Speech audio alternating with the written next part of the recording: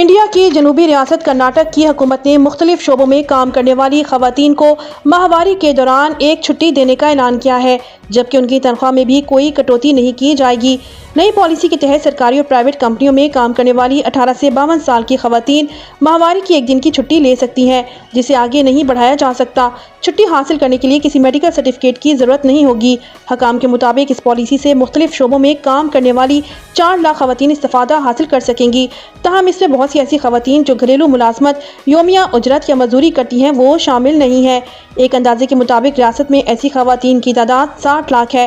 ماہرین کا کہنا ہے کہ ان تمام خواتین کو بھی سہولت ملنی چاہیے اور اس کے لیے ریاستی حکومت کو کام کرنا ہوگا۔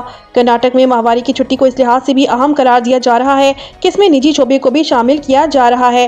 ماہواری کی چھٹی کا تصور نیا نہیں ہے۔ اسپین، جاپان، جنوبی کوریا اور انڈونیشیا جیسے ممالک پہلے ہی ماہواری کی چھٹیاں دیتے ہیں۔ بعض انڈین ریاستوں میں ماہواری کی چھٹیاں دی جاتی ہیں۔ ریاست بہار اور اڑیسہ میں سرکاری ملازمین کو مہینے میں 2 ماہواری کی چھٹیاں دی جاتی ہیں۔ کیرالہ یونیورسٹی اور صنعتی تربیتی ادارے کے عملے کو ماہواری کی چھٹی بھی دی جاتی ہے، لیکن انڈیا میں خواتین کو ایک اضافی دن چھٹی دینے کے معاملے پر صنعتی تعصب اور برابری پر ایک نئی بحث چھڑ گئی ہے۔ مزید خبروں اور اپڈیٹس کے لیے ہمارے ساتھ رہیے۔ اللہ نگہبان۔